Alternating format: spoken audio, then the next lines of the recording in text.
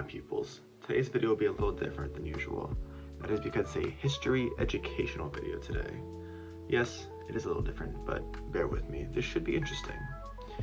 Today we are doing a presentation on the evolution and weapons of firearms during the 16th century. Today I'll be discussing and exploring how this remarkable period created a major turning point in military history. It was not swords and the 16th century knights. It was instead the period when gunpowder weaponry dominated the battlefield in the forms of firearms and artillery. They changed the warfare from battlefield to battlefield, novelties dominating warfare, scattering the dissolution of feudal armies with speed. They were responsible for establishing centralized authority in Europe. My thesis is this. Now, this is my thesis. The 16th century was the revolution in international military affairs, the period when gunpowder weapons were fashioned from curiosity to mass-produced war machines that were recast warfare methods. This rearranged from state power to centralized states and established foundations for European dominance globally. Moving on to medieval knight, archers, and castle paintings. Before the 16th century, Europe's battlefield was mostly dominated by closer range weapons like swords, knives, crossbows, spears, and pikes. Knights on horseback were dominated in the battlefield. They dominated the battlefield, while castles and stone fortresses were used to guard or defend sacred grounds or villages or things like that from being decimated or dominated. The foundation of that medieval warrior was about to be destroyed.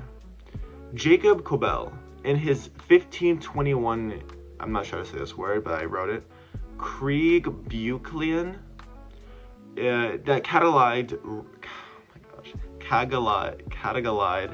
rulers for soldiers fighting in the early 16th century, both emergent and incumbent weapons. The Cobel treaties give us an image of the transition era when incumbent close-quarter weapons existed alongside emergent gunpowder weapons such as the arquebus. Moving on to the actual age of firearms. The grand 16th century revolution in warfare was growing through the use of firearms. The most significant being the arquebus, which was a gunpowder shoulder firearm, kind of like this. The initial versions were unreliable and cumbersome to reload, so they were like hard to reload in fighting, obviously. But with advancements and better gunpowder in the mid-1500s, they became more feasible and better used. George von Frundsberg, letter to Emperor Charles V, in 1525 give us an eyewitness field deployment. A veteran commander, Fredericksburg, witnessed the introduction of the arquebusers employed in formation tactics and strategies. Frundsberg was impressed with the accuracy of the physio-war potential and the weapons. So it's quite interesting. We also observe more standardization of weapons. Statutes and ordinances of the Brescia Guild of Gunmakers of 1571 provided laws and standards of production and manufacturing of the weapons. So, yeah. He also helped with apprenticeship and the proof of firing the guns. So, like actual tests if they are useful or not in battle. This helps us speak on towns like Brescia towns that were professionalizing business with the rulemaking of commercializing the product and testing it if it's useful, so that they have legitimate proof of the weapon and its uses, so that people aren't going into fighting that are gonna die. So there's that. Also, there's the Spanish engineer Diego Ufano, I'm sorry if I pronounced that wrong, who provides additional evidence, composed a bit after the 16th century. It was advanced enough to be grounded in some decades of experience. Ufano gave an explanation of how to cast, sight, and maintain this artillery. His technical manual attests to growing professional and scientist interest in weaponry. So basically, he was able to just overall get more people into weaponry, especially scientists and other professional manufacturers that in total were able to help weapons be more evolutionized and better made and better designed and better like tested and just overall better shooting and use wise. So that's very very interesting. Now moving on to gunpowder weapons in Europe. Now gunpowder wasn't really a novel weapon itself.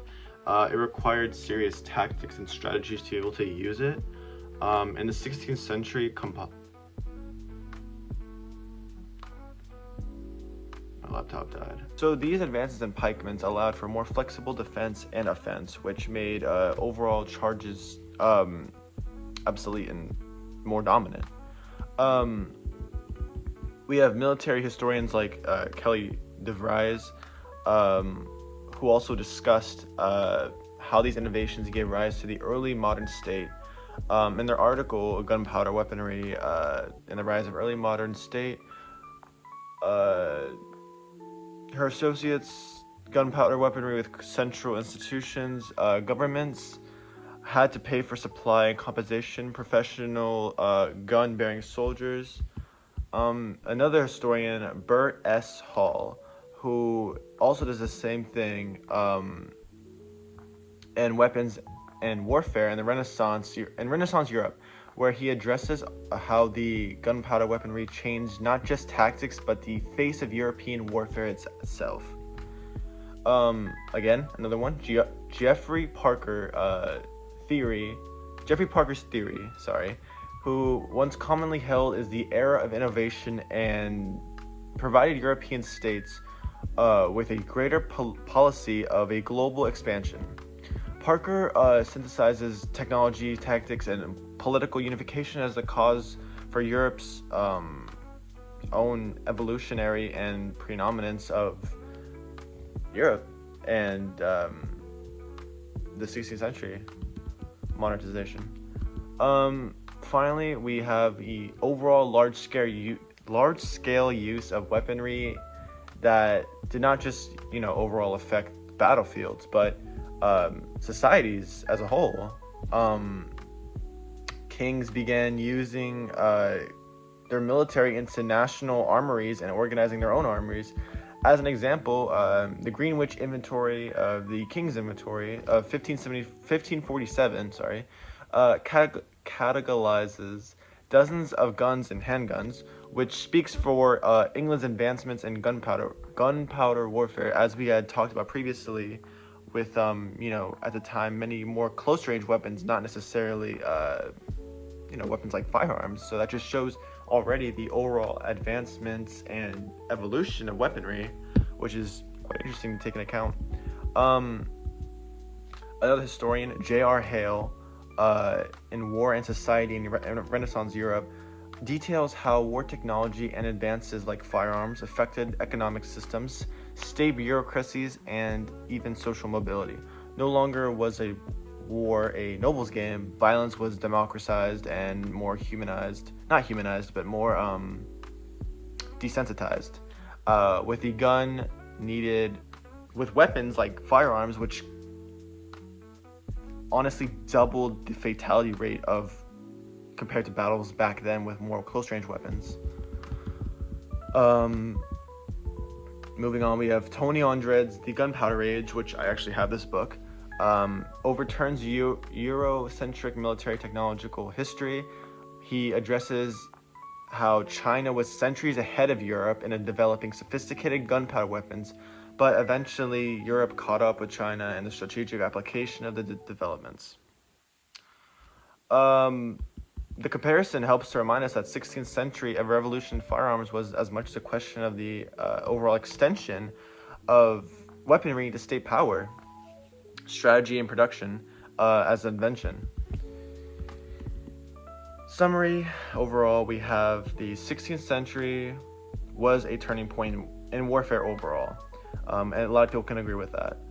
Guns and artillery transitioned from more primitive, like, sticks and rocks fighting up close, to genuine mass-produced weapons of destruction that can shoot from like 100 feet and hit their target and fatally killing them. That overall transformed warfare to an extreme extent. And it's very interesting, and a lot of people already know this, but like actually getting the details and refining the details and knowing how they got there, it's very interesting, because like that can be associated with nowadays and things like that. We are so very different than compared to where we were back then.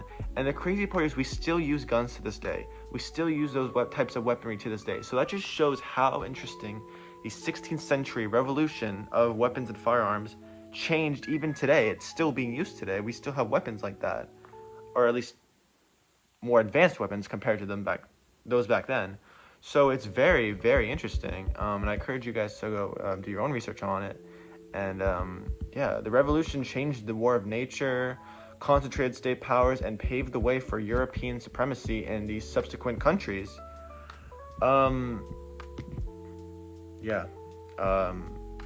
I think it's very interesting overall. Like I said before, I think you guys should be interested. If you guys are interested in what I had said today, please go do your own research on it. It's very interesting, and I was very interested to learn all this myself.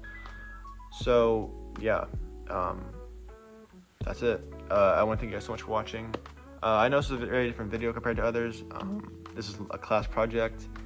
But yeah, thank you guys so much for watching. I hope you guys enjoyed. I'll see you guys later. Peace.